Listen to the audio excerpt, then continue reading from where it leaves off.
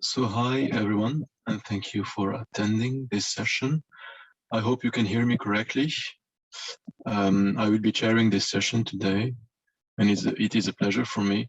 So I suggest we wait for 1 or 2 more minutes, and then we can start, if you agree.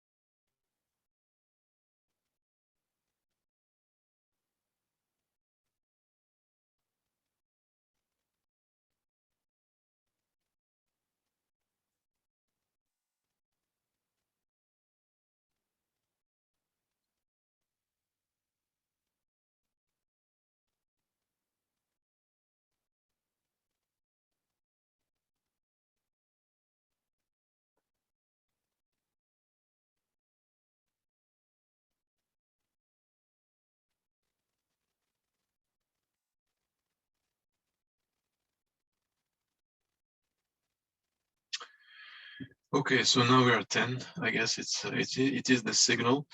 So I hope you can hear me correctly. And again, thank you for being here. My name is Ibrahim Abada, and I am a senior economist and manager at ENGIE Impact. I do a lot of research in energy economics, and I'm very thrilled and happy to chair this session. Today, we're going to have 4 nice talks, according to the abstracts. So very keen on learning more about these works. We have 2 hours overall, so we have 4 speakers, so it's going to be half an hour roughly.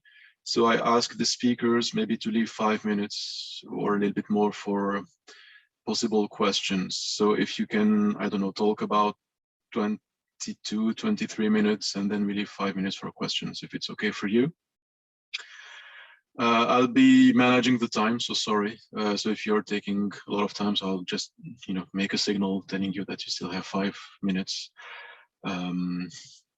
Otherwise, I propose to start. So the first speaker is Christina Kockel, if I'm not mistaken. I hope I'm pronouncing it correctly. So Christina comes from Aix-la-Chapelle University, and she is going to tell us more about an analysis on spatio-temporal of sector coupling pathways, combining top-down and bottom-up approaches for the German case. So it's going to be applied to Germany, but we're very keen on learning more about your research. Yes, thank you, Ibrahim, for the introduction. I hope everyone sees my screen and hears me clearly. At least I can hear you clearly and I can see your screen. So okay. Thank you. Okay, then today I will present our research on spatio-temporal analysis of sector coupling pathways, and like I said, in particular, how we combine top-down and bottom-up approaches for the German case. And I will talk about our results and also an example application. And this is based on a joint research with my colleague Lars Nolting, who is also, I think, here in this group, and yes, Jan Priesmann as well as Praktiknjo. And okay, next slide. So as we probably in this round all know, in order to mitigate the anthropogenic climate change, energy systems need to be transformed. And on the generation side, renewable energy sources provide the potential to decarbonize the electricity sector. And sector coupling technologies offer the possibilities to transfer this potential to other sectors. So for energy system analysis, not only the generation side is relevant, but also the change on the consumption side. And to analyze this, we considered the different energy carrier stages, which I want to explain with a short example. So coming from the generation side of the value chain, first we have the primary energy, which are the energy carriers that have not undergone any man-made conversion steps. So for example, crude oil. And this is then converted to a form of final energy, for example, when crude oil is converted to gasoline after processing in an oil refinery. So this is in the energy form that is delivered to the end consumer. So here via, for example, a gas station. Mostly final energy corresponds to commercial energy, so by energy companies, and this is an intermediary good. The main purpose of this final energy is though the utility it creates through energy appliances. So this is called then the useful energy. So this could be the energy that is needed to be provided so you can drive a certain distance by car. So here is a small example, the distance between your house and the office building, in case you're not sitting in your home office like I do. This chain used to be pretty straightforward with conventional appliances. When we introduced sector coupling technologies to the energy system, the path changed though. But what still remains the same is the useful energy demand that you need. So you still want to go from your home to your office by car. Here we take the assumption that price elasticities are not changing the behavior, which would be a really interesting analysis as well, but we're not considering this here. So now you have the possibility to go either by electric car or by fuel cell car, or still, of course, by the combustion engine. But if you switch to a sector coupling technology, you can either charge your car directly via electricity or fuel it with hydrogen, which is also produced with electricity. So the final energy carriers changes to electricity. And of course, there are different ways to generate electricity. And to utilize the highest greenhouse gas reduction potential, what we want, of course, because we want to mitigate climate change, it would be preferable if the electricity is produced by renewable energy sources. So here's an example of wind power or photovoltaic systems. And what we get from this is that for essential energy system analysis, it isn't enough anymore to know the final energy consumption, but we also require to know the amount of useful energy consumption so we can calculate it back to final energy demand and then also primary energy demand. So looking from the demand side, we now have the uncertainty of how the useful energy consumption is met by different types of final energy carriers. Especially for the final energy carrier electricity, we also have the uncertainty how it is generated. And analyzing it from the supply side, we have the expansion of renewable energy source-based capacities. And those electricity outputs depend on geographical locations and are also weather and therefore time dependent. So if the sun is shining or if there's wind. So what we require for further energy system analysis are not only aggregated useful energy consumptions, but temporally and spatially resolved ones. And since they weren't available, our research question was, how can they be estimated? And I will present quickly our methodology, how we approached this issue, and then I will present some results and also an exemplary application. So quickly, an overview of our approach for the spatial temporal disaggregation and aggregation. And as the title says in the introduction, we focus on Germany, since it is an interesting first use case because we have ambitious goals with the energy turnaround. And also since we're from a German university and we're based in Germany. So this is a German map here, which is kind of in a 3D perspective, so that, flipped to the back. And for our analysis, we modeled hourly and regionally resolved time series for useful energy demand. And also for the further analysis, we also looked at the energy supply in the same detailed level. And for the spatial resolution, we used the unique identification NUTS of the European Union. NUTS 2 stands for the country, for example, Germany, and NUTS 3 is the finest resolution, and which could be, which you see here. And then NUTS 2 level, which our analysis is on, is NUTS 2 level, so in the middle, which correlates to the counties, and there are 38 of it in Germany. And to get the data on that level of detail, we combined as I said, top-down and bottom-up approaches. So top-down, we used GDP, data from input-output tables, and the total annual energy demand and supply. And this data we disaggregated to NUTS 2 level with appropriate disaggregation factors. And bottom-up, we have on the one hand the data on NUTS 3 level, so even further details, and this could be the number of employees depending on the sector they work in, or the number and type of houses in the different regions. And on the other hand, for the supply side, we go as detailed as to include geodatabase information, which can be, for example, location and feed-in potential of a single wind power plant. And then we aggregate all of them to NUTS 2 level. And the temporal resolution is always a bit hard to show on a slide. So here you only see the spatial one, but this is based on different demand and load profiles for the different useful energy types in the sectors, and also on feed-in profiles for the various electricity generation power plants. Yeah, and then with that, we can calculate the regionally resolved time series on NUTS 2 level. And I know this was really quick, we published our data set in Nature's Scientific Data, and also the code in a more detailed description of it. So if you're interested, you can check that and use it if it's helpful, or you can of course ask me, also one of my co-authors. And yeah, this just got published last week, and so far we got really good feedback.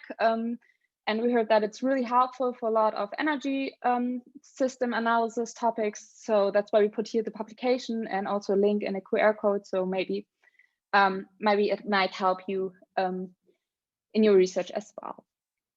And so looking a bit further into what we got from this methodology, like I said, it's hourly resolved time series for 38 NUTS 2 regions for the different useful energy demand types and sectors for the year 2019. And this data set, this is also available online, but I made a small video out of it. I hope this will pay. And what you can see is we clustered it by the different demand sectors, so private households, industry, commerce, and mobility. And then also for at least the first three, we have the useful energy demands, heating and cooling, mechanical energy, and ICT and lighting. And for mobility, we also have, yeah, here you can see it, the different types of cars, since we only consider mechanical engine energy for mobility, because it's the only useful energy you need there. So you have the different car types.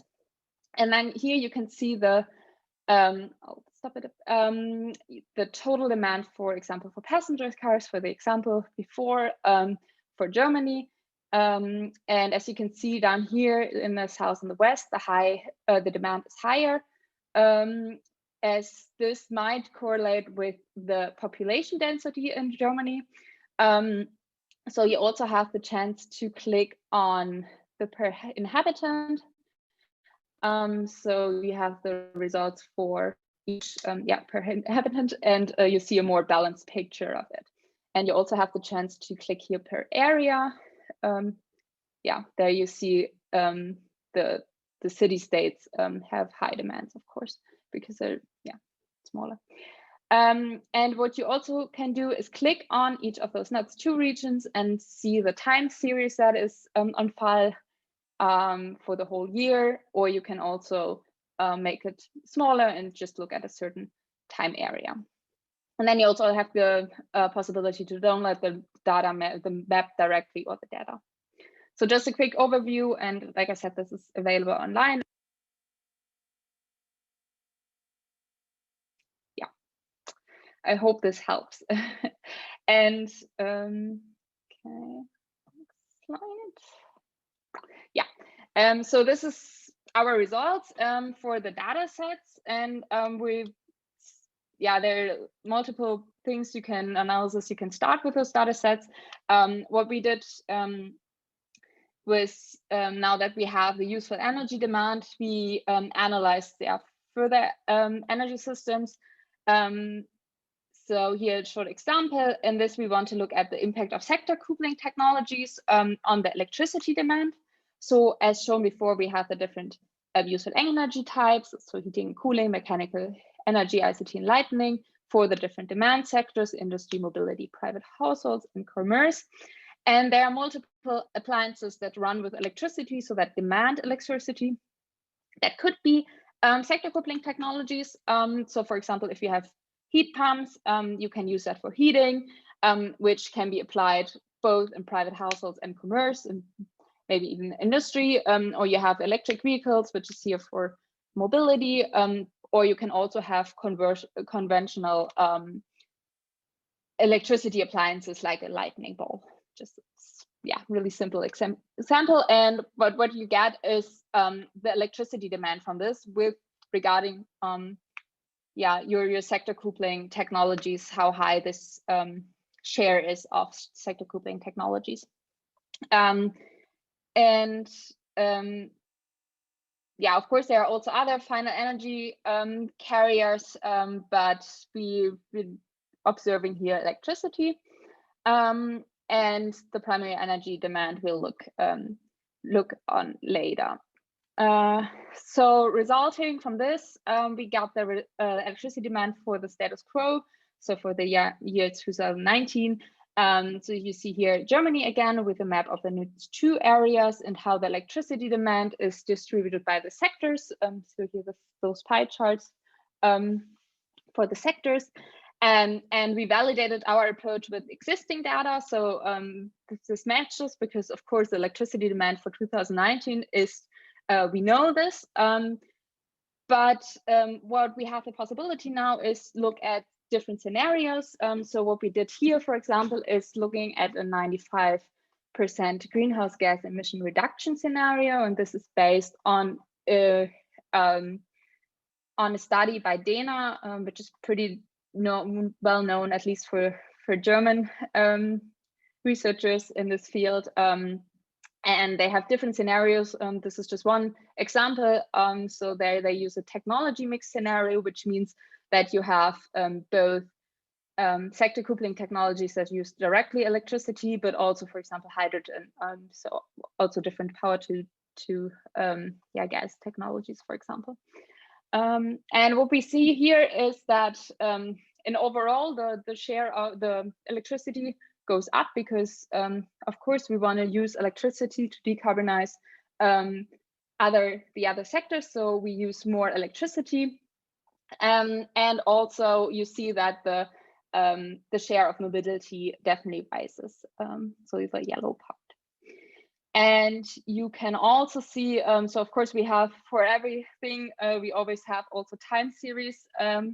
But like I said, this is much harder to show. At least we haven't found a better solution. So here just an example for the region of Cologne, how this is distributed over the year, and those are stacked average, daily average numbers, electricity demands. Okay, so now that we know the electricity demand for this scenario of 95% greenhouse gas reduction, we can also look at the primary energy side and how those electricity demands can be met by especially with, of course, renewable energy resources, because with others, we wouldn't reach this reduction goal. So for the German case, we consider mainly rooftop open field PV systems, so photovoltaic systems, and as well as onshore and offshore wind power plants. And for all of you who don't know, but Germany still needs a lot of expansion of renewable energy capacities to provide enough electricity for this 95% reduction scenario. So we looked at how this expansion and especially the regional distribution could look like.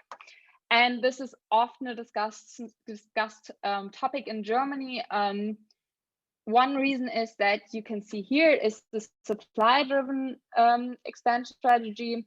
And so if you place the renewable energy capacities where there is the highest generation potential, and you see it has a lot in the north and east. And if you think about where Germany lies on the map, up here would be the sea. So we have a lot of wind power up here in the north.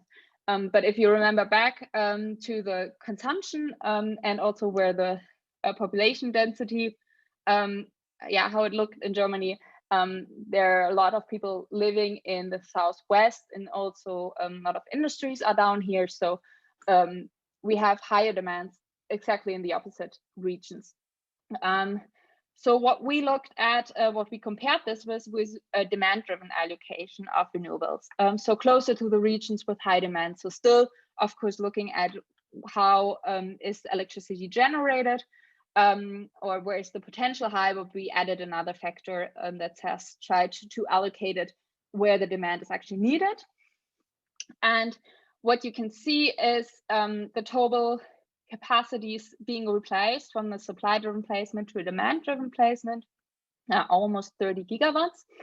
And the main share of that are wind onshore capacities. So like I said, up here, with 18 gigawatts, and half of that for rooftop PV capacities, and the rest for open field capacities. Yeah, and as you can see on the picture, the major regional shifts can be seen in the wind onshore capacities being replaced from the northern regions to the southern, and the increase in PV capacities in the southern regions is offset by multiple minor capacity decreases in regions across Germany. And we did some further analysis of this, but I think my time is almost over. So further analysis are definitely possible now that you have some quantitative analysis of where the demand is. So you can look now at what are the infrastructure requirements, what can be the best system, the best allocation to have both low infrastructure investment costs and also fitting the demand. Right, because currently in Germany, we have also the problem that we have to transport. If we would do it like this, we would have to transport all the energy to the south, and the infrastructure wouldn't allow that. And you can also, yeah, what other requirements you have for the integration of those renewable energies. So to conclude this, we think our research can be, or the contribution of our research can be twofold. So on the one side, we have estimated the useful energy demand in a temporally spatial resolution, and this is available as I showed just before, and also like the code. And so for everyone who is using those data sets or doing energy system analysis in Germany, can maybe this could be helpful. And on the other side, we think the approach and the methodology of combining top-down and bottom-up approaches can be transferable to other regions, which have similar challenges ahead. And so, for example, possible applications for those are data sets that are energy system analysis regarding infrastructure, storage system, demand response, flexibility options, security of supply, power to gas, questions regarding to power to gas, hydrogen. And yeah, since we got so much good feedback already within a week, we are already working on applying this methodology also to other countries. Yeah, first in Europe probably, and yeah, therefore expanding our database. And we are convinced that those detailed useful energy demands are essential for future energy system analysis. Yeah, then thank you for your attention, and I'm looking forward to questions and a short discussion. Thanks a lot, Christina, for this nice talk, quite clear. I don't know, does the audience have any question?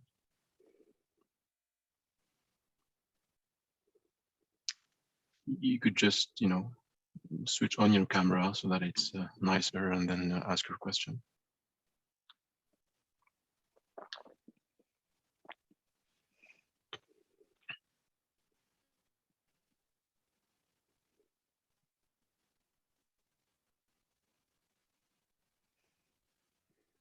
Okay, maybe I can start. I do have a bunch of questions. So the first one, actually, you mentioned it quite rapidly, but you talked about the elasticity of the demand with respect to the price. Mm-hmm. So if I understand it correctly, what you mean is that when you have sector coupling and you transform, I don't know, fuel consumption for transport into electricity, then the demand might change because the price of the fuel or the electricity is not the same, right? Yes, but we did not consider it. So we said first, for our first analysis, we let it, yeah, stay constant. So the demand for So we looked at how much mileage you need, or how much you would drive, and the first steps was that we let that stay constant, which of course is an assumption. Yes, I understand. Okay, that's clearer for me. Now, the other question I had, so you mentioned in your slide when you described the different levels of your model from the top down to the bottom up, some GIS indicators like the geographical data. Do you use that just to forecast the possible production of renewables like the solar irradiation and wind production? Is it only for this, or you can just do it, for instance, to have a better estimation of the demand? We also used it, for example, for the heat demand. We also looked at what the weather is like, so different climate zones in Germany. So we adjusted the demand according to this climate zone, which is also so you have a better analysis of when you heat it, or when you need warm water or more warm water. Not that you don't need any, but we had different profiles for the different stages, and then looked at the different regions where they lie. And I think there are 15 different climate zones in Germany. It's quite a lot. Okay, that's indeed clearer. Now, the main questions that I have actually are on the amount of sector coupling that you impose. This is what I don't understand, actually. So you refer to another study where they just implement some rates of sector coupling that could lead to 95% reductions of our greenhouse emissions. But I guess there is not a unique way to do that, depending on all the different sectors. So it's something that I'm missing there. Yes, so we just made an example how to use this, because we didn't want to just show useful energy data. So we wanted to make an application of what you could use with it or do with it. And this we got from a pretty big study for Germany, from the DENA study. And they have different scenarios. So they have a technology mix scenario, and they have a electricity mix scenario. And they say, okay, this is how we could reach our climate change goals. And we looked further, but they just do it for the whole of Germany, not in a more so not in a temporal or a regional resolved analysis. And what we said, okay, we look further into it and really say, okay, when do we have the feed in from the renewables, and when do we have the demand, and is this matching, and how will be? So we used how much they would say, okay, we need this so many capacities and also, this we actually calculate ourselves, but then also how much sector coupling technologies, because that's, of course, you could also base this on further research with diffusion curves and how technologies would evolve into the systems. But we didn't do that for our analysis. We just we relied there on another study. That's very clear. Thank you. Maybe the audience has a question. Otherwise, I have a last one.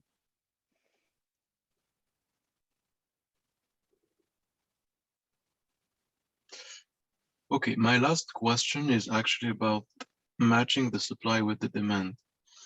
It's something that I didn't understand. So you talk about allocation that is either demand-based or supply-based, but the intuitive way that I would do it, and it's actually, I have a bias because I come from operations research, was to carry out the economic calculations. So I have a potential of, maybe you did it and I didn't understand, but I have a potential of renewables. I have demand that are split, not in the same regions, obviously. And then I need to invest in either renewables, PV, rooftop PV, or wind, wind production, or other kinds of productions, and even peakers, for instance, with greenhouses, with green gases, and then the infrastructure with dealing with congestion. Is it something that you did? Yeah, so we did that for the. Yeah, no, sorry. did you want to? No, no, sir. Go ahead. Okay.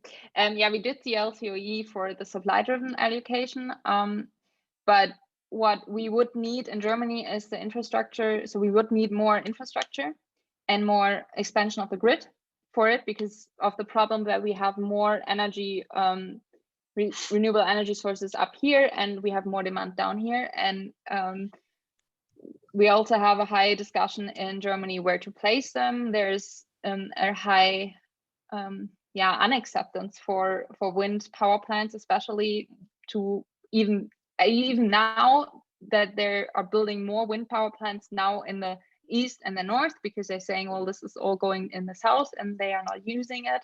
And we would need a lot more. So this is a way of maybe doing it a bit more. So people would accept it more. So even though if it's not the economic optimal, but also the society, so it's more social acceptance accepted. And you can also build it, because there are actually problems of building. They're planning it, I think, for years, the north-south line, the grid, and they have big problems. So that's where you're saying, okay, maybe it's more feasible if we, because we also put some things in to say, okay, we have just the LCOE, or we also say, okay, which also exists already in Germany, that to say, okay, you can't just build everything in one of the states. It has to be distributed a bit more evenly, because otherwise we would just build wind power plants up in the north. Okay, thank you for this clear answer. I don't know if the audience has a final question, then it's time. Otherwise, we can move to the next speaker. Okay, thank you, Christina. It was very clear. Now our next speaker is Christoph Zöphel, from the chair of energy economics in TU Dresden. So welcome. Christoph has a talk that is entitled Interactions of Flexibility Demand and Flexibility Provision in a Multi-Coupled Energy System with High Shares of Renewable Energy. So still decarbonization pathways. Christoph, the floor is yours. So the same rule, a little bit less than 25 minutes talk, and then we leave some room for questions. Yes, thank you very much for your introduction. I'm very happy to give you some insights to my research, as the title says, regarding the interactions of flexibility demand and flexibility provision.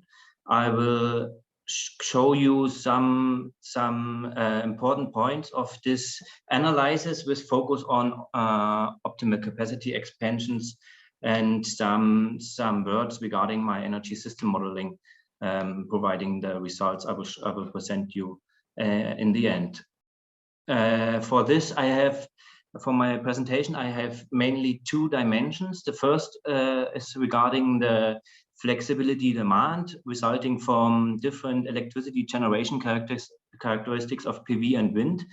And based on these differences, I developed two various scenarios with different wind PV ratios for Central Western Europe.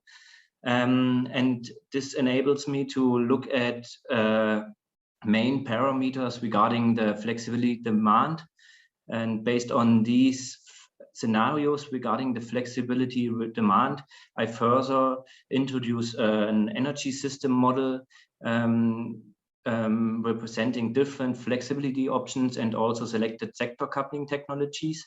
And in the end, I can show optimal capacity expansions. And as I said, today's focus is on selected Power-to-X technologies as well as on shifting technologies in the electricity sector. The basis for this research, for this analysis, is the development pathways regarding the renewable energy expansion in Europe, which is mainly based on fluctuating renewable energy sources, weather-dependent energy sources. And you can show three main differences regarding the electricity generation characteristics for wind and PV.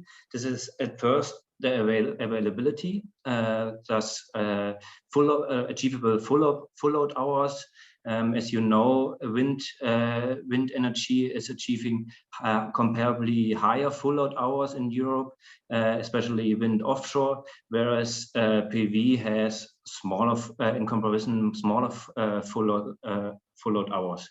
A further difference are differences regarding the temporal availability.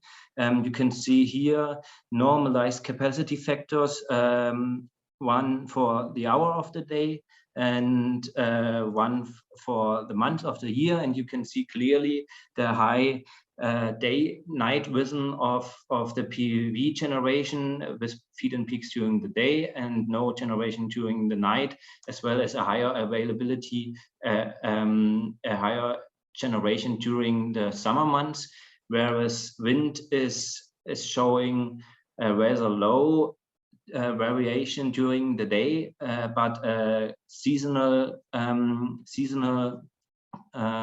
dependency with higher feed-in during the winter months. In addition to this availability and temporal differences, you also have spatial differences in Europe, which leads to spatial differences in spatial correlations. You can see this in this table. The data are based on the high-res data set, which is giving us meteorological data for 30 years for the European countries. And you can see that also within Europe, the hourly correlation of feed-in in these countries is very high for PV on hourly basis, and even higher on seasonal basis, whereas the correlation of wind onshore shows stronger local variabilities. At least in a seasonal perspective, you can also see an increase in correlation coefficients. This means that if you rely on future expansions on these technologies, you get quite different flexibility demands. If you expand these renewable energy sources, in addition to these techno-economic factors, of course, we also have challenges regarding the land use and acceptance problems, as we have heard before. So the future development pathways for these fluctuating renewable energy sources are quite unsure. This was the basis to develop scenarios for the future expansion pathways. I included several studies which observed Europe as a region, and I focused on studies with a long-term target, such a year beyond 2030. And I also could use studies providing data for installed capacities or generation, and then I could isolate the PV share in the renewable energy generation mix. And here you can see a box plot of in total 26 studies for Europe, and you can see the median of the PV share is around 30% PV percent and total generation mix. But we also have studies looking at a PV share of 10% or of 50%. You can see here, for example, the decentral generation scenario of the 10-year net development plan has a high focus on PV installations. Why, for example, this scenario, the Euroelectric power choices, is a wind-dominated scenario. And this was the starting point to develop 3 different scenarios with different PV wind ratios. We have a high PV ratio looking at this scenario with a PV installations of 50-50, a reference scenario because it's reflecting the median of my study analysis with 30-70, and a wind-dominated high wind scenario with a PV wind ratio of 10-90.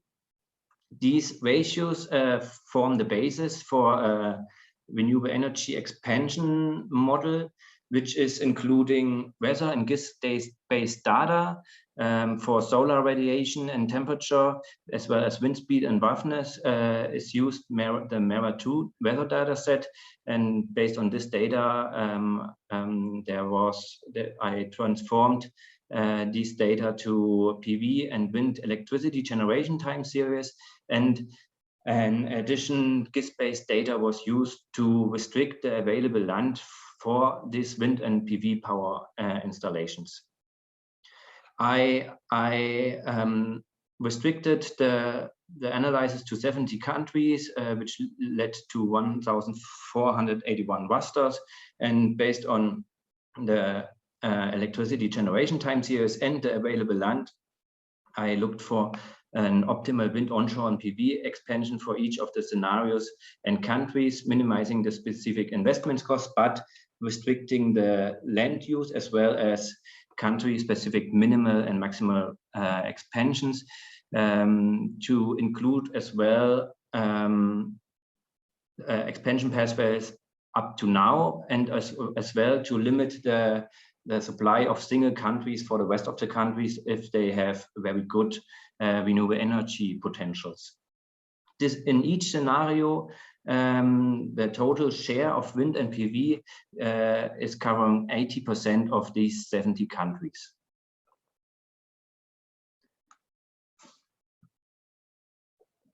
And this, in the first step, results in total installations. You can see on the left graph the generation of these power plants.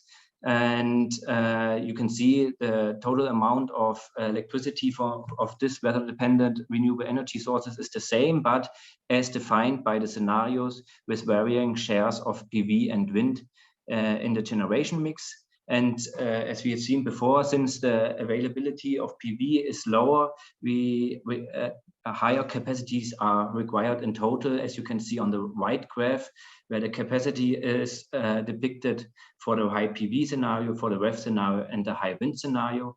In general, we have more than 1,000 gigawatt of fluctuating renewable energy sources in each scenario. And this, of course, when looking at the residual load, we can see here on the right graph the sorted residual load from the highest residual load in a single hour to the lowest residual load in a single hour. The sorted residual load curve. We can see small difference in positive residual load peak, but with an increasing share of PV in the electricity generation mix, the surplus energy and negative peaks are increasing based on this the day-night rhythm and strong correlation across these 70 countries.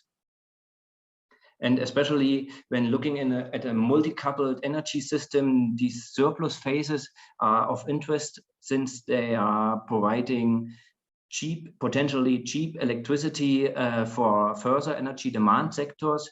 When looking at the average power and duration of surplus across all 17 countries, we can see quite significant differences. Only looking at high PV and high wind, we can see that the surplus energy is around 16% higher compared to the high wind scenario in an average surplus period, whereas the duration of this surplus period is significantly lower in the high PV scenario when comparing it with the high wind scenario. So we have very different surplus phases, very different flexibility demand in these three scenarios. This is so far the overview on the flexibility demand side. The installation and the generation time series of these three scenarios are then used as an input for an energy system model, where we include a second dimension in the scenario framework. We have, as a repetition, the flexibility demand scenarios with different wind or PV shares. And in addition, in the future development, sector coupling becomes an increasing role in the energy system. And I added this sector coupling dimension in the scenario framework, where we have flexibility supply scenarios in a first step without sector coupling, and in a second step with sector coupling. And this sector coupling I called enforced sector coupling, since it is a minimum restriction of covering 50% of the energy demand in each sector.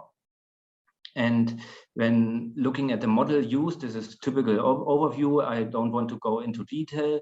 It is an endogenous investment in all relevant technologies, including storage types, DSM processes, but also Power-to-X technologies like heat pumps, electric vehicle, and electrolyzer. And we have the possibility to endogenously invest in each of these technologies, and have as a result an optimal flexibility mix in an electricity market perspective. Maybe of interest is the depiction of the demand side, where for each country hourly demand profiles were included. First, the electricity demand, of course, but in addition, temperature-dependent district heat demand profiles, as well as profiles for the e-vehicles per country, and hydrogen demand, which is assumed to be constant throughout the year. And another important input parameter is an assumed CO2 price of 80 euros per ton CO2.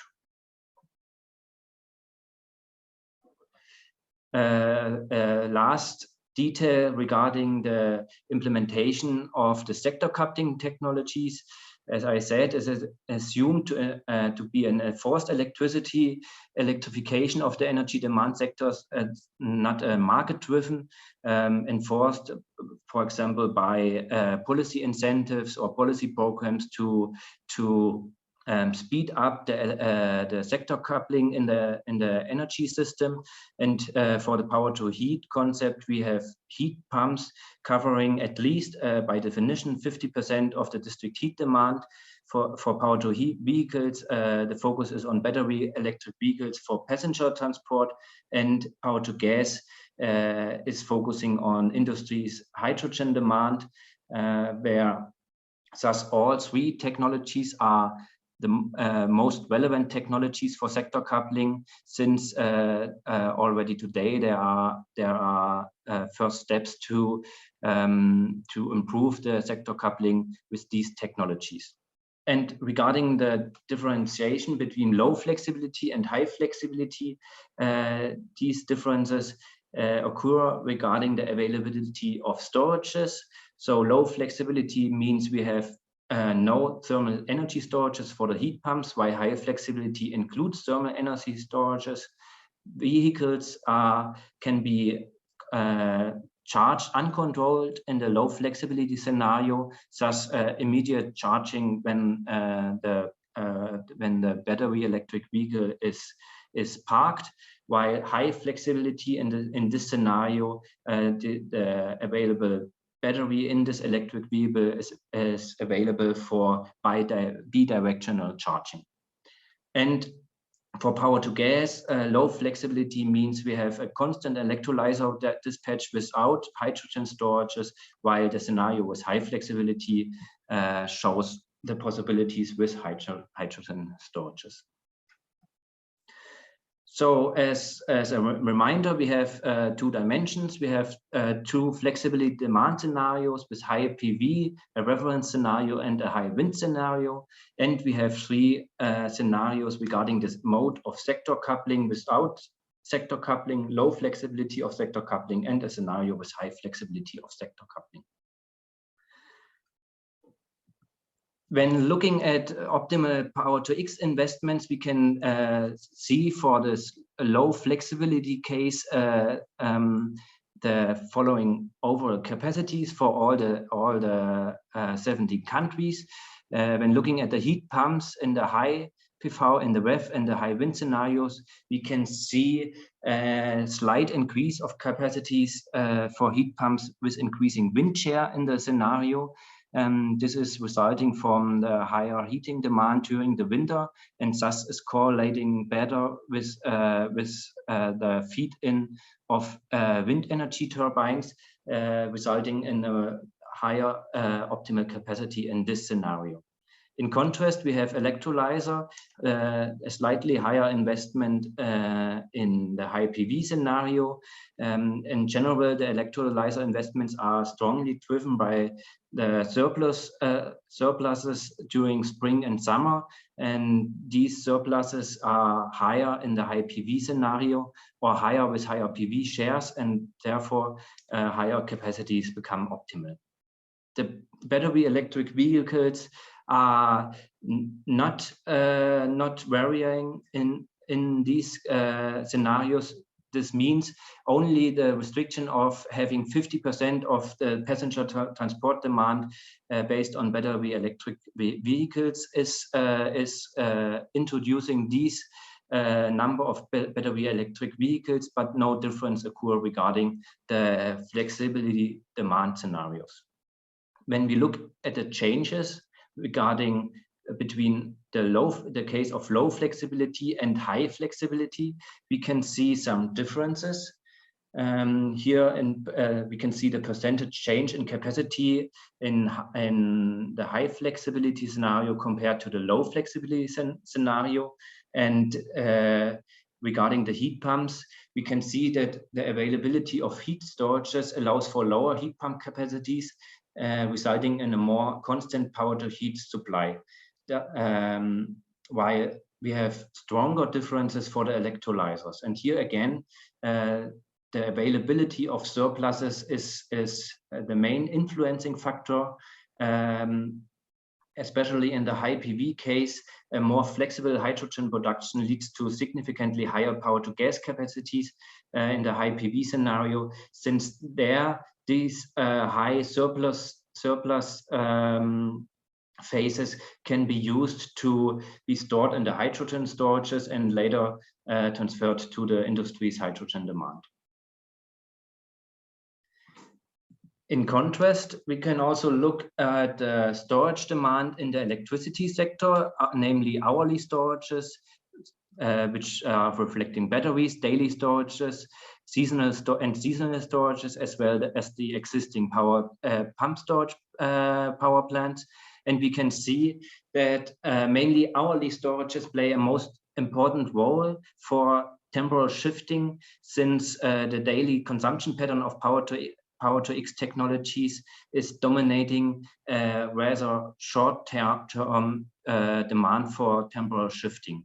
And we can additionally see that with sector coupling, in both cases with low flexibility as well as with high flexibility, the demand for storages in the electricity is even increasing, again, to get access to these surplus phases. And that's why with higher PV share in the scenarios, we have a significant increase of hourly storage demand.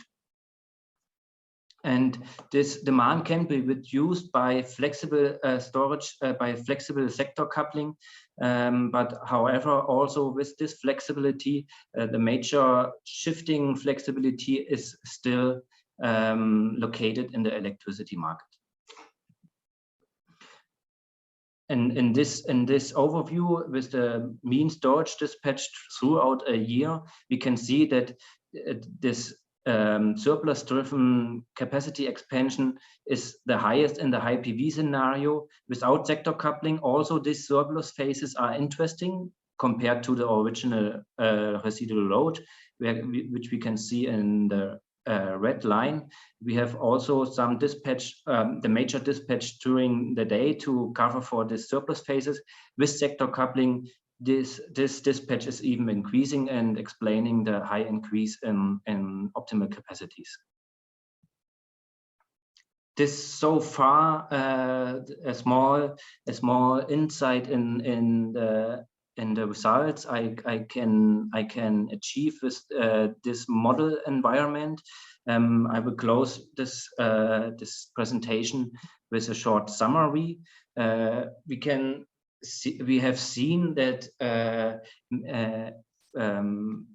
the PV generation is a very leads to very high flexibility requirements, since we have a lower availability, and that's why we need higher capacities installed to achieve the same energy amount. And in addition, also in a big geographical scope, we have a high spatial correlation leading to enormous energy surplus amounts, and resulting in more extreme residual load parameters. And as we have seen as well, the differences in wind PV share are strongly influencing the optimal flexibility provision. In addition, and in the fourth sector coupling, for example, resulting from subsidies, we also requiring additional flexibility additional flexible capacities in the electricity, independently from the mode of sector coupling, if it's rather inflexible or flexible. Regarding the temporal shifting, hourly storages play the most important role and are strongly influenced by this PV share. However, I've shown that this temporal shifting technologies are required in all energy demand sectors to get access to the surplus energy also across the multiple countries in Europe. And if we look only at energy storage in other energy demand sectors besides the electricity sector, we have two influencing factors. First, energy storages can be used to reduce capital intensive power-to-X investments, as we have seen for heat pumps and electrolyzers, but mainly in wind-dominated scenarios. Another influencing factor, however, is the ability to access to these surplus periods, and their storages help to balance the availability of surplus periods, and this is becoming more important if we look at PV-dominated scenarios. That's so far from my side. I think I'm more or less in the right time, and thank you very much for your attention. Thank you, Christoph, for this clear presentation. Indeed, you are in time. We have room for 5 minutes of questions. Does the audience have any question?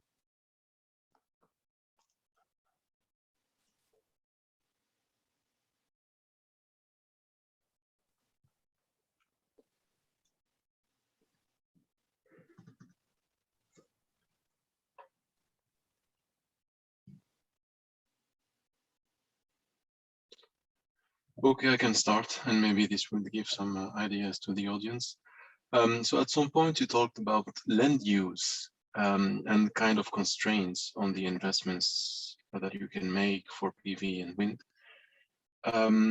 If I understand it correctly, how do you model this? Because I guess that your model is linear, if I'm not mistaken. So you just discretize. How do you model it concretely? Yeah, at first I use GIS-based data in general to assess available land in each raster. In my case, it has a resolution of 68 times 68 kilometers, and this is restricting the land use due to land based on nature reserves or height and slope, but also adding potential based on urban areas and meadows, for example, for PV areas.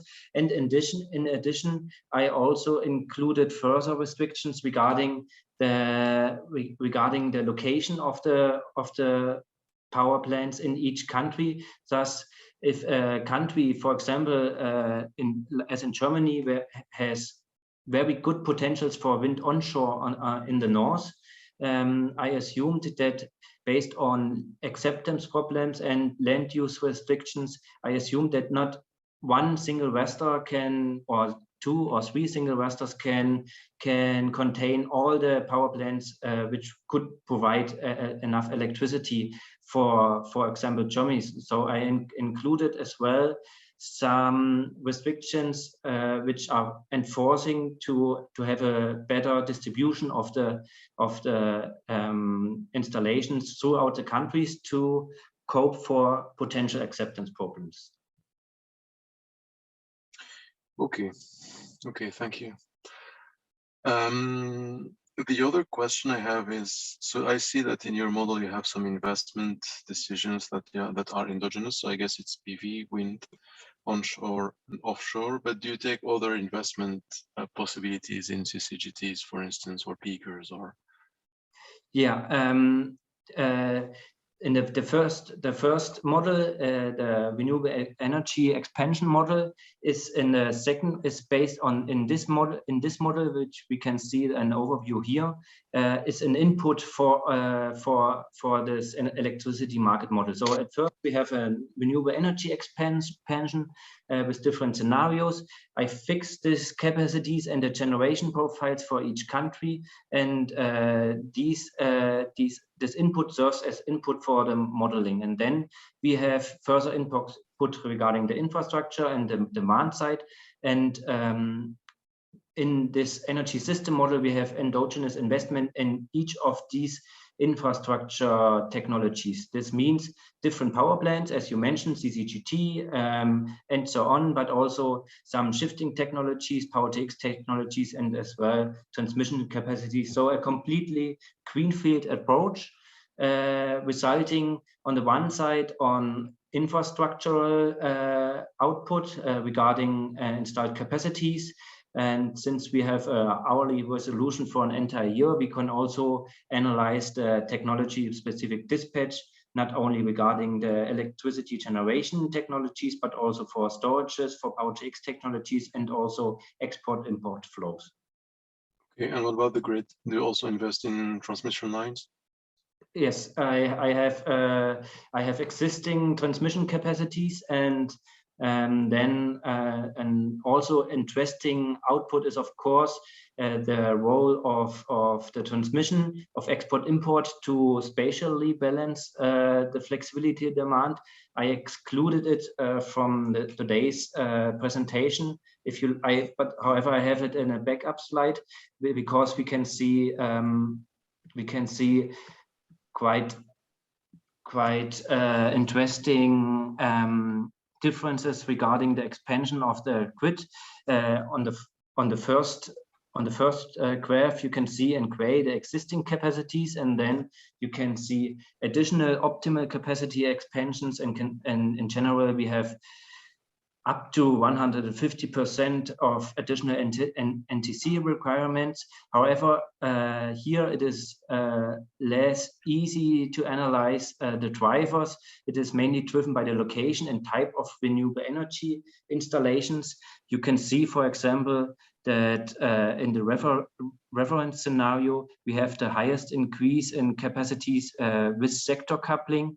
And in general, we have a higher increase with higher wind shares, but this strong increase in the reference scenario is also driven by differences regarding the placement of the renewable energy sources. For example, in the case of Italy, in the reference case, we have like a mixture of renewable energy sources, more wind in the north, and still major capacities in Italy, and this leads to a high expansion demand from in the south-north direction. Okay, very clear. I have one last question, but I think that we are a little bit late, but it's quite interesting. So do you take different climatic years, or you just consider one climatic year of PV and renewable production? Like, do you take extreme situations where you don't produce PV, wind during a certain number of weeks, like the Dunkelflaute, I think you call it in Germany? Yeah. Are you considering this? That could change your storage capacity that is optimally calculated. You mean if you increase the share, even increase the share of PV or wind to higher? No, even with the same share of PV and wind, do you consider extreme meteorological situations where you don't have wind and PV during a certain number of days? No, weeks? I did not. But you are right. This might be very interesting. For me, it was in this case. It is more. It was the first interesting point for me was to isolate several interactions between flexibility demand and flexibility provision. And of course, based on this modeling framework, you could now start to dive deeper into extreme situations and also to look at the robustness of the results. All right, very good. Thank you again, Christoph, for this nice talk and this nice work. I propose to switch to the next speaker. Let me see my list here. So this is the third talk, and we are going to welcome Nastaran Arianpoo from Canada. So it's Simon Fraser University, who is going to give us a talk entitled "The Review of Lessons from Combined Modeling Approaches in Assessing Energy and Climate Policies." So Nastaran, the floor is yours. I think you're muted right now. Hi. Hi. Hi, everybody. My name is Nastaran Arianpoo. I'm a research associate from Simon Fraser University at Canada. And today I'm presenting on behalf of the research team, Kamaria, Kuling, Dr. Andrew S. Wright, and Dr. Niet. So the title of the presentation is a review of lessons from combined modeling approaches in assessing energy and climate policies. Before we start, I would like to begin by acknowledging that I'm fortunate and grateful to be able to live and work on unceded territory of the Coast Salish people in Canada, British Columbia. So this presentation is about evaluating the resources and techniques that are available in energy modeling domain to incorporate the energy transition requirements toward a system with a high penetration of renewable energies, and also evaluate the capability of existing energy models to represent United Nations Sustainable Development Goals in their energy analysis. So our long-term motivation at the time when we started this review paper was to create a nexus model of water, food, energy, and climate for the province of BC. I'm going to update you at that at the end of the presentation, but let's look at the capability of the existing models today. So among the economic sectors, energy is the main driver that controls the future pace of greenhouse gas emission. As a result, a growing number of countries and municipalities are passing ambitious energy decarbonization policies to meet their CO2 emission reduction targets. But few studies have accounted for the impact of this transformation within the energy sector can impose on the other availability and functionality of other resources such as water and food in the area. So the models, energy models, can play important roles in forming decision makers about the trade-off and synergies between energy system with the other independent sectors such as water and food. Our review of the current energy system models, capability and potential, indicate that there are two main gaps in existing models on the matter, and one of them is limitation in representing an energy system with a high penetration of intermittent renewable resources. And the other is the inadequate incorporation of the nexus concept into energy system analysis. So let's first look at the first part, which is the limitation in representing the energy system itself, and then we move to the next to the nexus concept. So when it comes to the energy modeling, there are three main classes of models or categories. So the first one is energy economy model domain. The second one is capacity expansion model, and then it's a power system modeling. So the first, the energy economy model purpose is to simulate the human utilization of energy commodities and resources and the impact of policies at macro scales. So due to the broad scope of this type of model across many sectors of economy, they generally have low spatial, low temporal, and low operational resolution. The second class of modeling is the capacity expansion modeling. So this type of model are projecting demand changes in the future to guide investment in the capacity expansion and new technologies for the given energy system in the long term. And these class of models mostly have a medium spatial and temporal and operational resolution. Finally, it's power system models that they focusing on the short-term electricity market. So the purpose is to make sure that they can deliver electricity to the customers on day-to-day basis. So they mostly inform the engineering and operational part of the energy system. And as a result, they have a high spatial and technical resolutions. So when it's come to the energy transition toward a system with a high penetration of renewable energies, we need the policymakers in the energy system be aware of the operational curtailment in the engineering and operating section of the energy system. And as a result, we need the flow of information between these models to better inform the policymakers. Now, there are different ways that these days modelers include this renewable energy constraint and curtailment into their energy policy analysis. So they can they do that by adding these more data and more information to one model, or they use the coupled modeling technique to link the models and create that flow of information between them. So our review of the literature shows that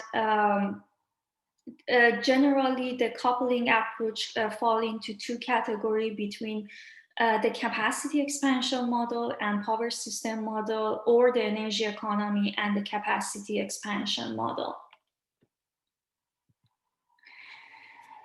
So the result of various case studies and literature reviews show that the lack of, when it's come to the combining the capacity expansion and power system model, the lack of operational and technical detail that power system model can bring into the capacity expansion analysis, the lack of that detail may mislead the flow of investment analysis from the capacity expansion models and may result in inaccurate estimation of the technical curtailment that comes within the system with a high penetration of renewable energies, and can also result in inconsistency in calculation of the CO2 emission reduction from the both models, and then can result in underrate the importance of the system flexibility, namely storage options within the capacity expansion analysis to invest into these system flexibility techniques. When it comes to combining energy economy and capacity expansion model, our review of the case study shows that in a system with a high penetration of variable renewable energy generation, the lack of sufficient operational detail from the capacity expansion model to energy economy model may result in overestimation of the value of the baseload technology. which in most of the time it's a fossil fuel technology, can result in overly optimistic result about the flexibility of the power system, and which result in underestimation of the overall cost of meeting long-term emission deduction targets, and also underestimation the value of the flexibility measures such as demand response and storage option. So combined modeling can help actually to provide a better insight into climate policy decisions. So now when we look at to expanding the energy system models analysis into incorporating the nexus or incorporating the other interdependent system into their analysis, such as water system, food, land, we come to the nexus approach to the modeling. So the term nexus refers to the interaction among interdependent systems. So nexus structure in the modeling indicate how changes in the availability or functionality of one component, such as energy system, can impose pressure on the security of the other interdependent component. So the goal of modeling nexus system is to safeguard the resiliency of the whole system by creating a feedback mechanism between its components. Even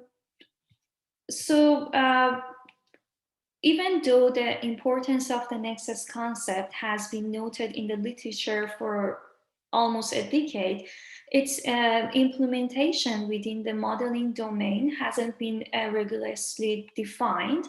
So to evaluate the presentation of the nexus component and the capability of the existing energy models to incorporate the nexus concept into their analysis, we followed the European Commission study.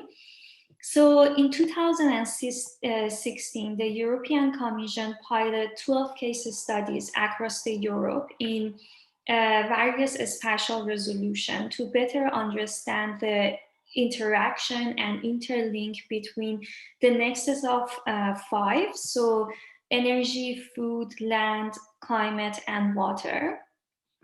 And one of the outcome was creation of the nexus 3 approach. The figure here it shows the nexus approach. And if, for example, in this figure, you can see the connection between energy system with the other component of the nexus.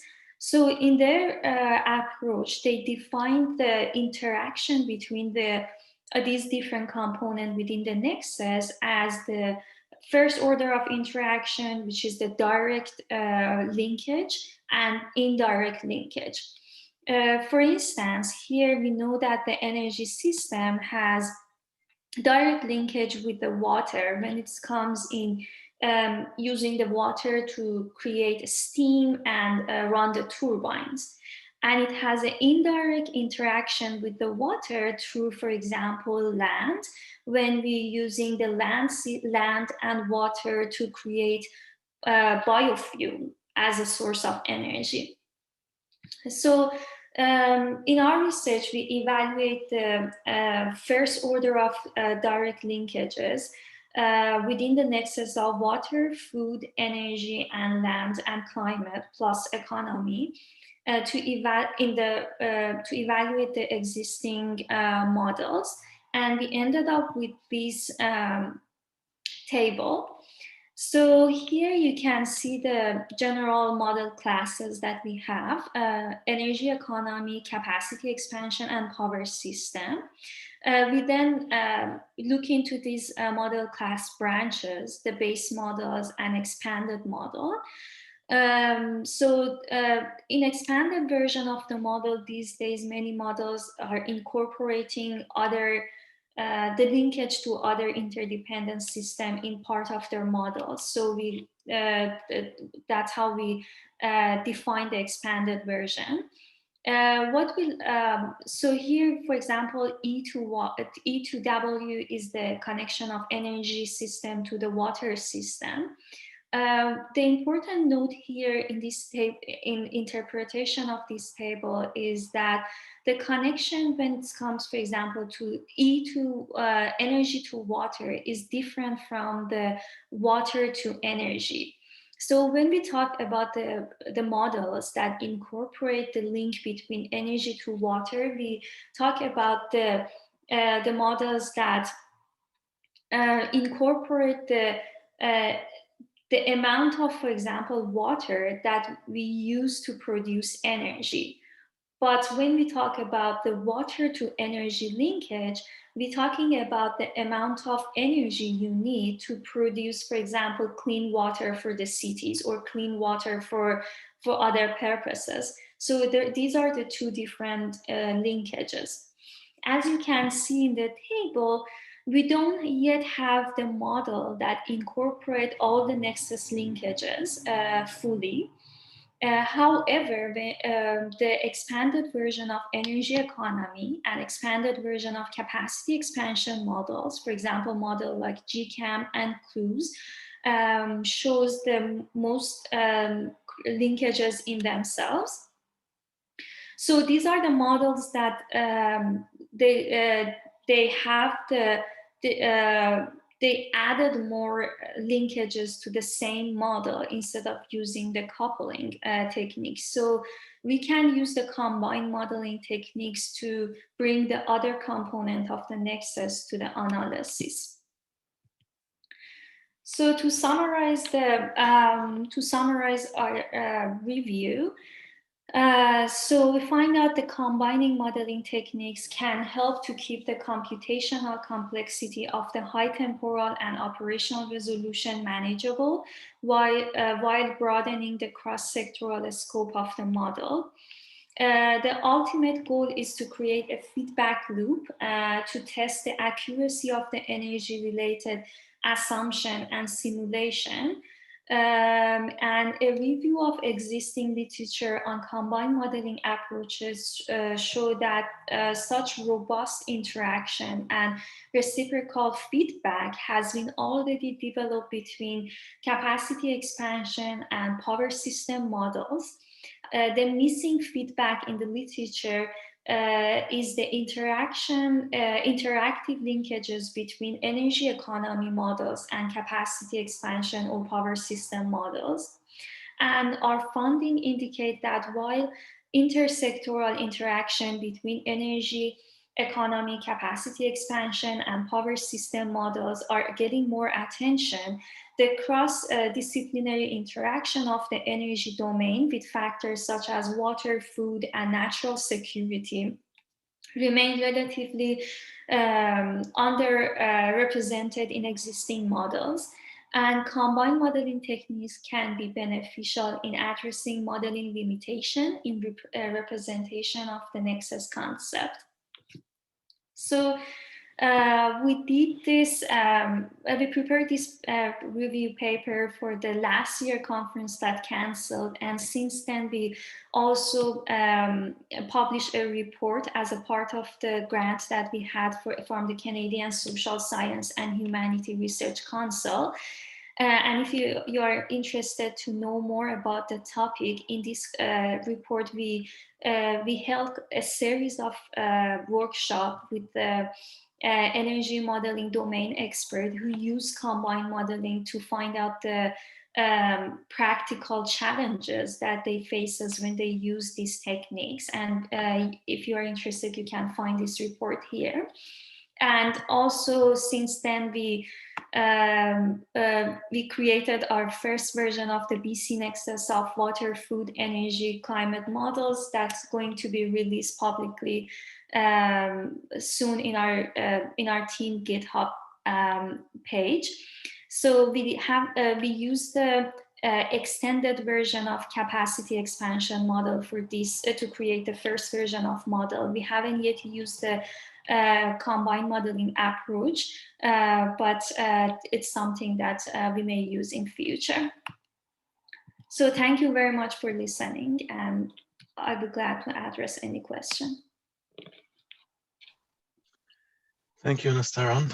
That was very interesting, and indeed it shed lights on a lot of features that we tend to overlook when we model energy systems on a standalone basis. Are there any questions? Yes, I have one. Yeah, thank you for your presentation. Very interesting topic. I just want to know a little bit more about the background of the review you've done. Now you said it was also based on workshops, but also based on literature. Where was this? Were there actual model comparisons, or is it more based on experience and expert interviews, or did you also look at quantifications of different drawbacks or advantages of different model combinations? Sorry, you mean in this report or the? In general, referring to your first part of your talk. Yeah, we only look into the literature for the first part. What is available, what other modelers have published about their experience and the case study they've done about the combined modeling approach. Oh, so they actually did some calculations and changed some parameters in the combinations and quantified the differences when you combine differently the models. For example, in this chart, or no, I mean, for example, when you look at you did take a look at the combinations of energy system modelings and energy economics, and had some points regarding limitations and impacts on, for example, misinterpreting the amount of curtailed energy and so on. Are these conclusions based on actual model applications or based on experiences? No, it's based on what they're published about. The published literature about how people who use the combined modeling and approach, and they compared their data without the combined modeling approach and report what was the difference between the result of doing the combined modeling approach and not doing that. Okay. Thank you. Thank you.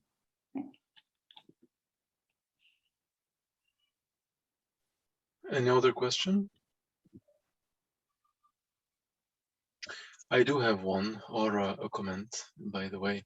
So I agree with you that there is a lack of relationship between, for instance, capacity expansion models and more operational models that are going to look at really the details of the network and calculate real curtailment, etc. But according to me, there is also another missing link that we also tend to overlook. It's so when you have a model of capacity expansion, for instance, we usually do not look at the financial part of the projects. So we take, I don't know, a capex and different opex, and we say, okay, this is the cost, this is the discount factor, and then I optimize over the lifetime of the, I don't know, 20, 30 years. But what happens usually is that there is risk on the, I don't know, there's a cannibalization risk for the renewable generation, there is a revenue risk, there is a production risk everywhere in energy. And usually you cannot finance easily some projects because of that risk. And it turns out in finance that you are going to take different discount factors to account for this risk. For example, a riskier generation unit like nuclear capacity, I don't know, in Europe, you're going to require a higher discount rates or higher weighted average cost of capital for these. But usually, I mean, in all the works that I know, the fact that risk might also change the assumptions you take for even in exogenous or even in an endogenous way you take for your modeling is missing. It's a link that is also missing. So I think that it's also worth maybe investigating and studying. Yes, I agree with you. That's why we, in the chart, we also added the economy as one of the part that it's worth to look into it. As you are right, because the only just the energy economy model look into the economy aspect of the or risk analysis and all the aspect that you mentioned, and we don't. So, yeah, sorry. Yeah, go ahead. No, but I agree. It's economy, but it's also finance. Like all the financial tools and instruments that you can find to leverage debt, for instance, to finance your projects is something that is clearly missing. And actually, the link is endogenous because the risk is going to depend on your revenue, and your revenue is going to depend on your investment, and the investment is going to depend on your capex and the investment cost, and this one is going to depend on the risk. So there is a loop there that is clearly missing. There are some models that are often stylized for electricity and even gas markets that take into account this aspect of the impact on risk on the optimal investment and the how the market and the system is going to look like. But for, I would say, real scale models, this is simply missing. That's true. Thank you. Are there any maybe last question? We still have 1 minute. Okay, if not, I thank you again, Nastaran, for this very interesting work. And let me take my file. And let us welcome talk number 4 by Yayun Chen. I hope I pronounced it correctly, from the University of Texas, Austin, who has a very nice title actually for her work, Becoming a Serial Winner: How to Replicate the H2 Vision Project in the Netherlands to Elsewhere in the World. So it's an H2 project still in our decarbonization talks. So welcome, and so the same rule, 22-25 minutes, and then we leave some space for questions. Thank you. Can you hear me? Yes, and we can also see some slides, but there is no text. Okay. Okay. Okay, now it's coming. Okay. You Nice have to a lot meet of you. animations. Yes. My name is Yayun Chen, and now I'm a first-year PhD student in Texas A&M. And my topic is how to replicate the H2 Vision project in Netherlands to elsewhere in the world. This research will not only focus on the H2 Vision project in the Netherlands, but also the related projects, hydrogen projects, such as the North H2. Here is the outline. I will talk about my research in 5 parts. The first one is the most recent status of the Netherlands hydrogen projects. Then I will briefly talk about my economic analysis model. Then the third part is about the potential hydrogen market.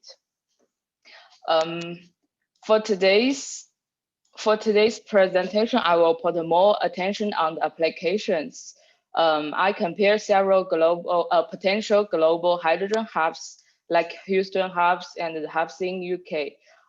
So then the conclusion will be discussed. So let's move on. For today's H2 hydrogen in Netherlands, firstly, I should introduce the H Vision project, which is a blue hydrogen project using natural gas and refinery fuel gas.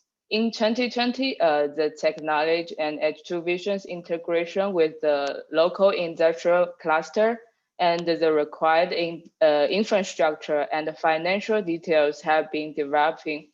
And H2 Vision reserve a border supported by the government and other resources. Besides these kind of blue hydrogen, the green hydrogen, several green hydrogen projects are in the progress, such as I have mentioned the North H2, which is launched in February 2020, and the Alberton subsidy was 20 million euro, and other projects which are also in the progress in 2020, Here I want to mention that some Germany and the Norwegian companies also cooperated with the Netherlands hydrogen projects.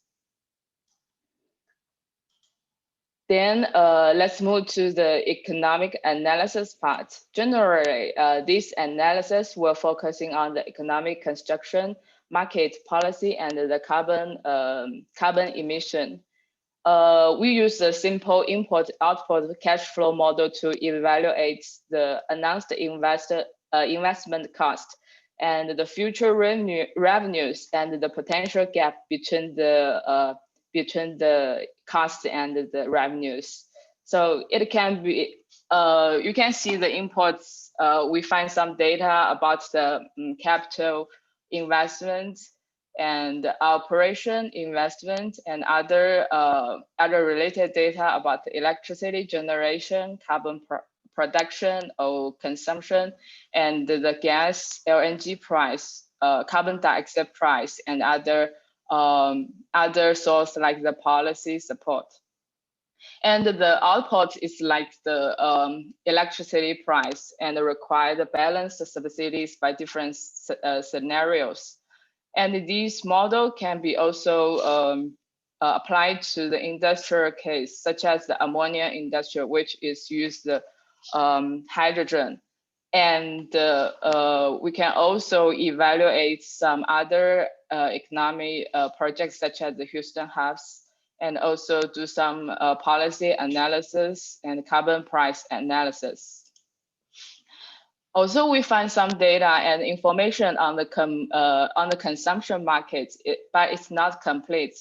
So for the potential hydrogen market, we just divide into 5 parts to do the research. The first one is the industry, then the residential market and the transportation, electricity and the carbon market. So for the electricity part, we care about the electricity price. Based on the recent analysis, the wholesale price, based on the different assumptions, you can see there are a lot of variation about the estimated price for the electricity in the future. But the key is that the price of electricity will increase in the future, since the green source generation costs more than gas or other related source like the nuclear, hydro, or something else. And for the household electricity price, Netherlands price is about 28 cents per kilowatt hours euro in 2020, and I think this one is the top to highest price in Europe, and the first one is Germany. So you can see there is a big increase about the electricity price in the future. Then for the future carbon price, World Bank estimated that the ETS carbon price in Netherlands is starting at 30 euro per ton to 125 to 150 in 2030.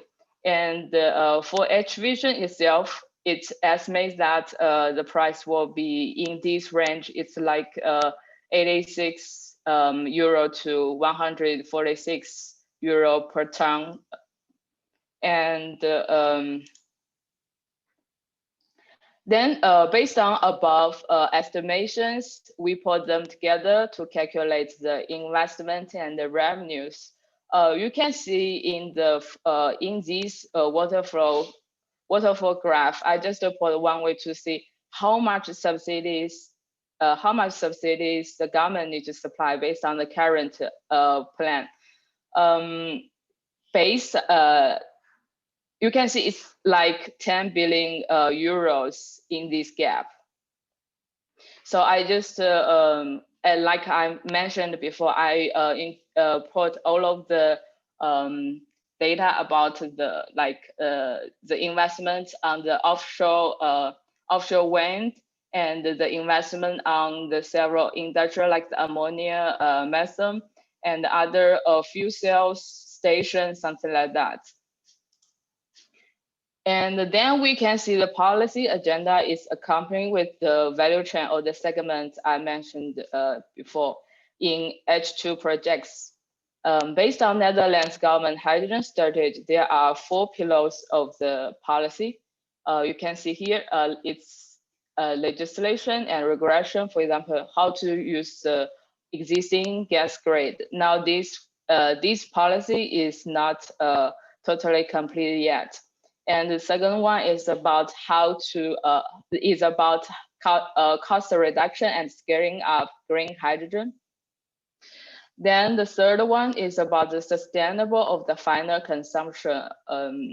So it requires some policy about to support the building some port and industrial clusters. And the fourth one is about supporting and flanking the policy, which include the international strategy and the regional policy. Okay, so let's move on. In this part, in the application part, I compare 3 halves by policy, sectors, advantages, and the challenges. One is H2 projects in Netherlands. I have talked about in above. One is Houston hub, and another one is in UK.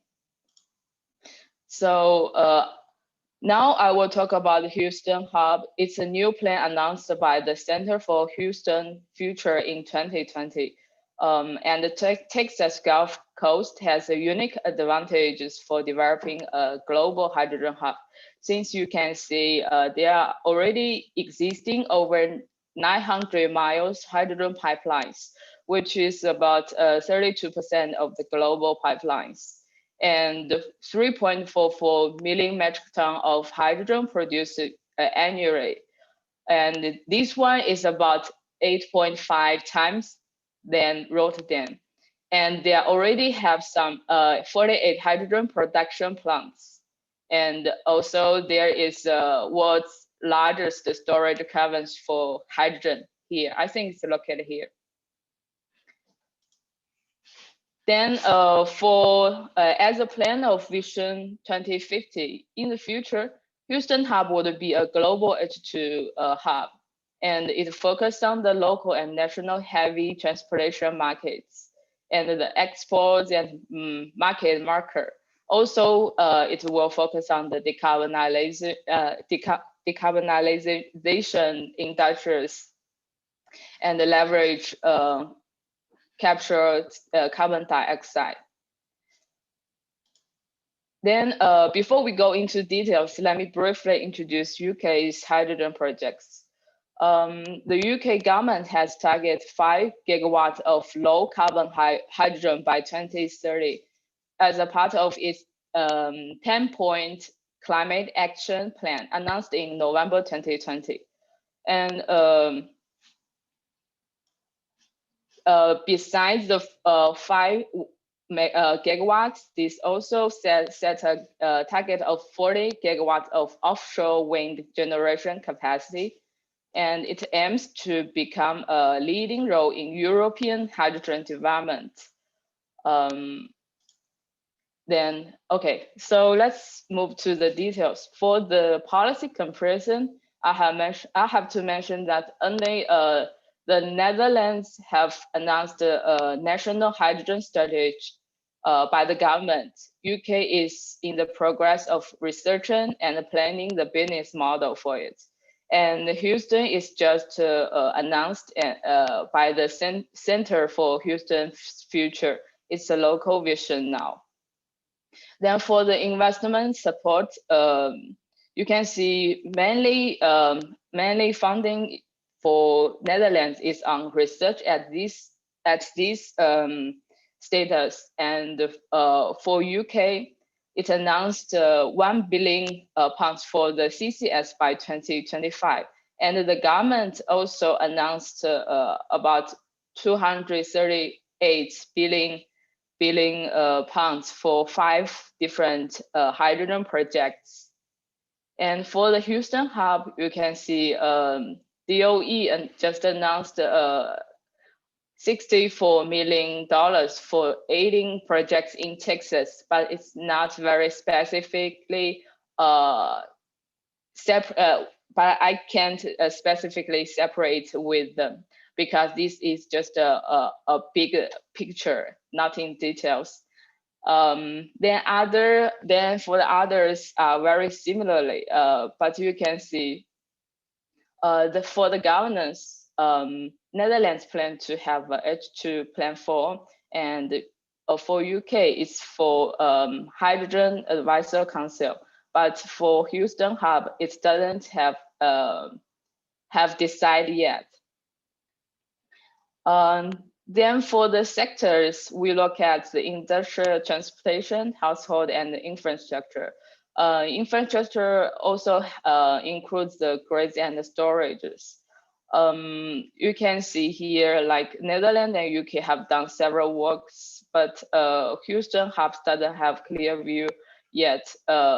But for the policy support for the industry, UK already have a clean steel fund, but other two are not very clear.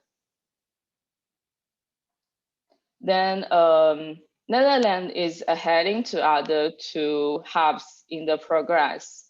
Here are some details about the progress scales, policy support type, production capacity, and the CO2 storage capacity, investment, demand, and pipeline, and CO2 reduction.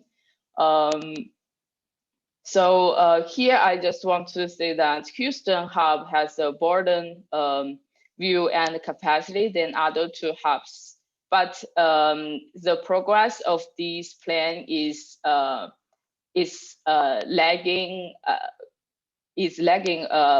and you can see the capacity is huge for the carbon dioxide storage and the production capacity. Also, the demand is bigger than other 2 hubs. Then based on above details, I read them by advantages and challenges. Here is a clear view for those 3 hydrogen hubs. We know that, for example, for Netherlands, it has been heading than to other hubs, but the scaling up or cost down is the main challenge for the Netherlands, because its production capacity or the market or the CO2 storage capacity is not that big than Houston or UK's hydrogen hub. Okay, here comes the conclusion. Currently, not a global hydrogen hub is established. Everything is under planning and construction. The challenge for all the hubs are how to make cost effective, or scaling up, or globalization, or in other ways.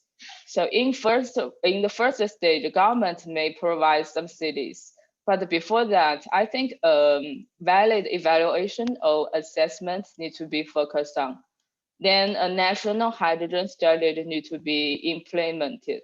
After that, we should think about how to invite private companies participate into this market, how to make the end user to switch their preference to the green and more expensive energy. So then for the specific hub, Houston hub has a pre-advantage since it already has installed a lot of wind capacity, pipelines, hydrogen plants, and the relative heavy industry. But the strategy Houston hub should focus on is how to switch its gray or blue hydrogen to green hydrogen, and how to integrate all the segments together, and how to utilize its CCUS system there. Yeah, here's the reference. I think that's all for my today's topic. Thanks for your attention. If you have questions, please go ahead. Thank you, Chen. Thank you. Do we have questions from the audience?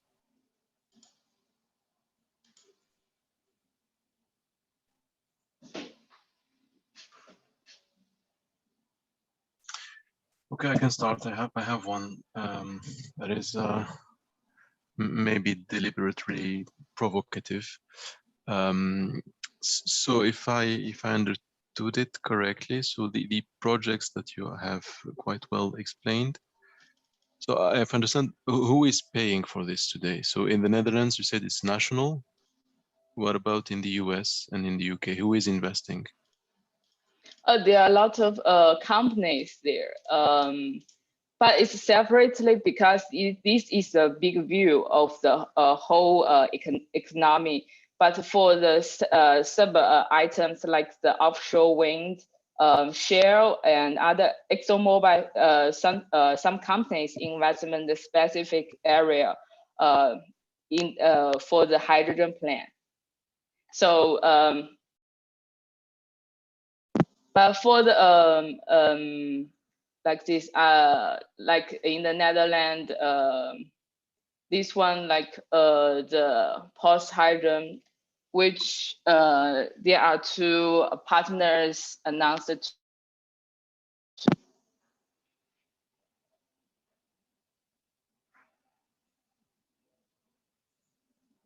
Can you hear me? Yeah, but you were cut at some point. Oh, okay. I just say that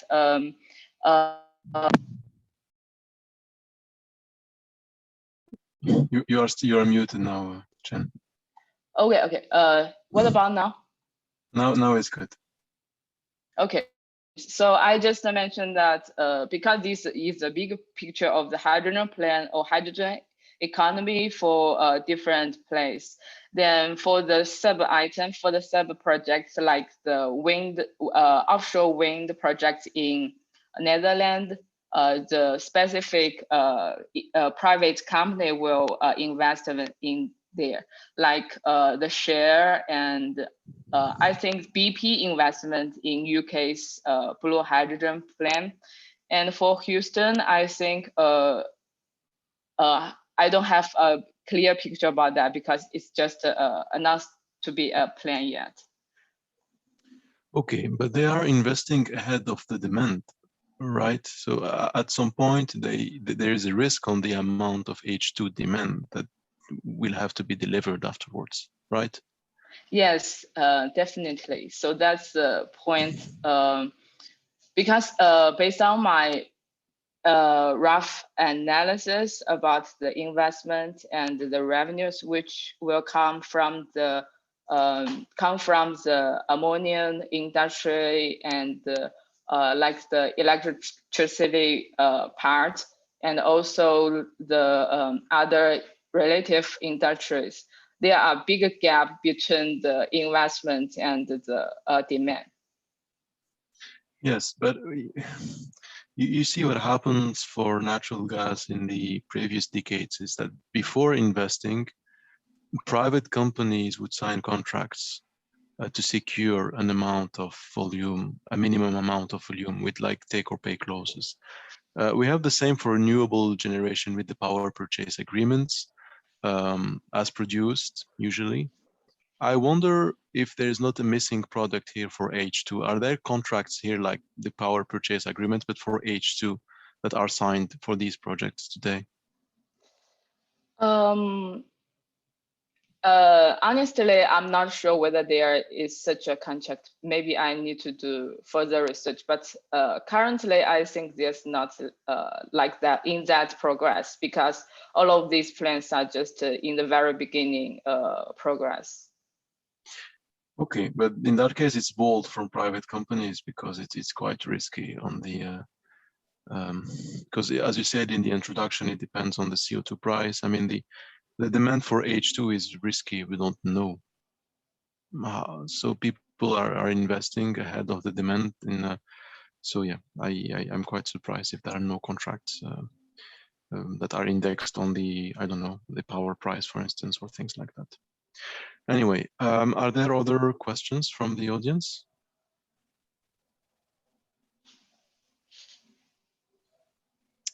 Okay, if not, I think it's time to close this session. I would like to thank all speakers for these very nice presentations. I personally learned a lot, so I'm quite happy for this session. Thank you again.